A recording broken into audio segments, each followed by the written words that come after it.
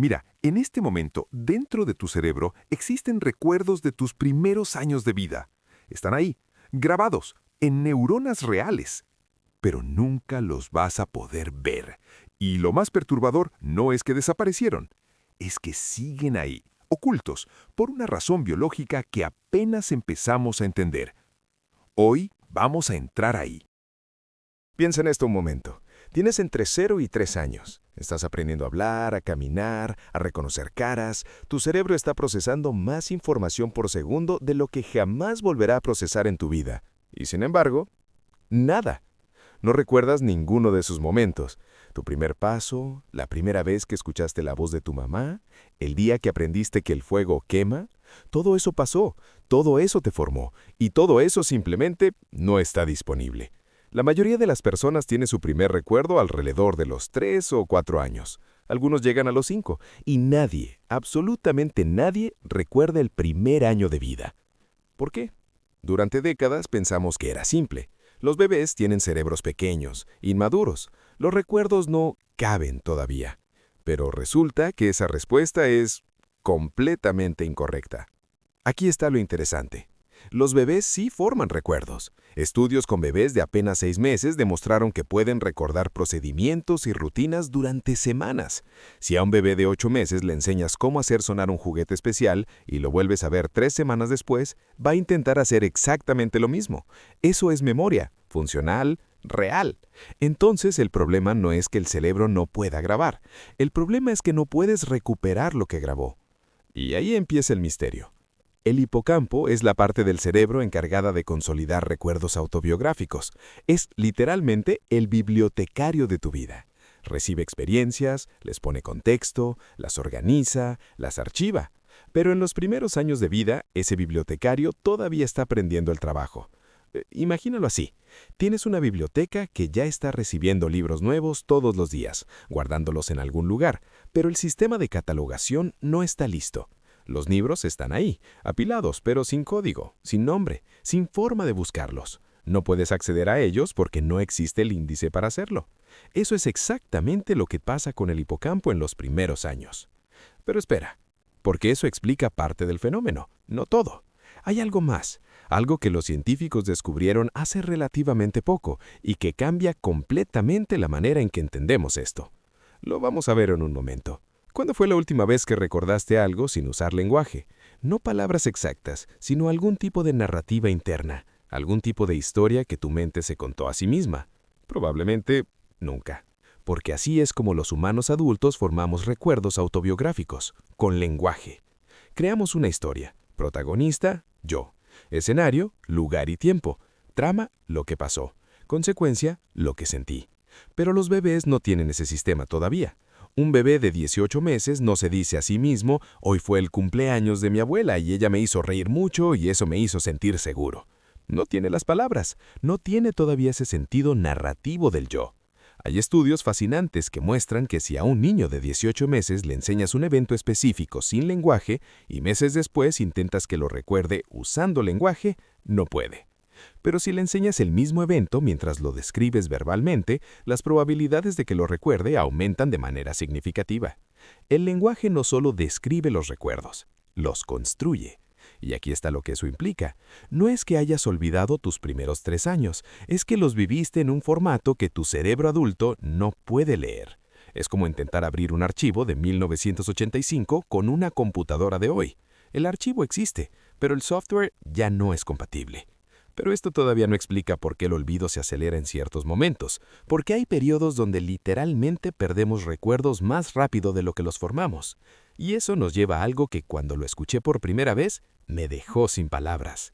Durante mucho tiempo creímos que los humanos nacen con todas las neuronas que van a tener, que el cerebro adulto no puede crear neuronas nuevas. Esa creencia fue destruida.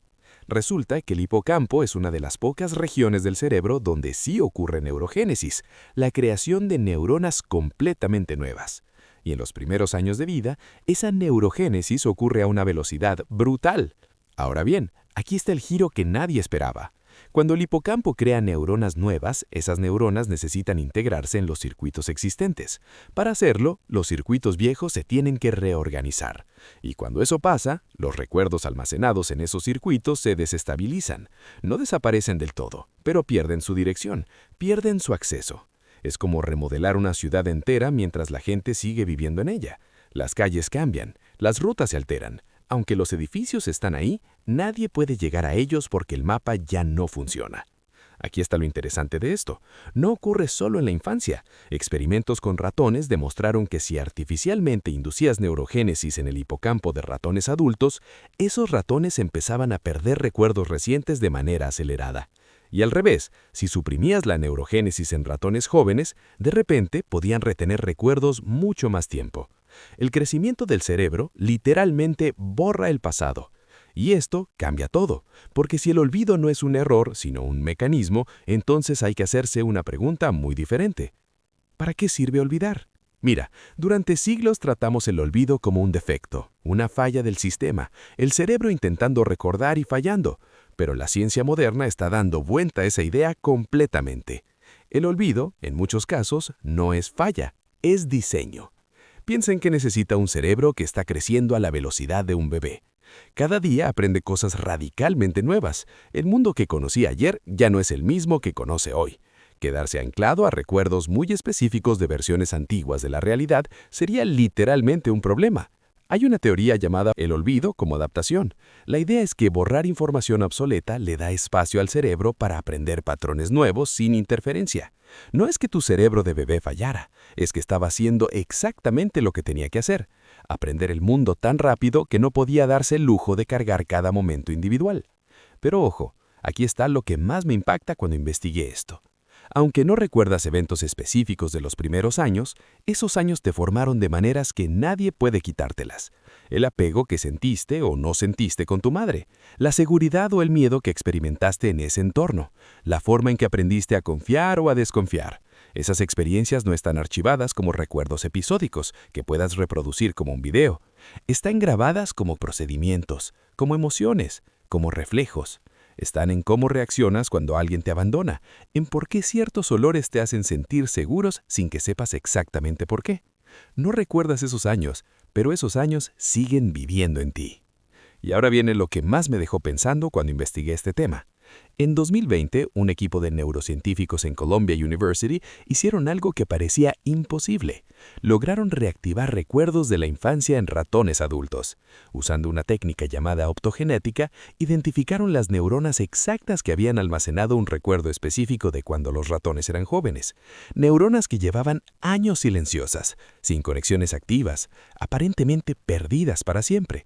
Y cuando las estimularon con luz láser directamente, los recuerdos volvieron. No plenamente, no en alta definición, pero volvieron, suficiente para influir en el comportamiento de los ratones.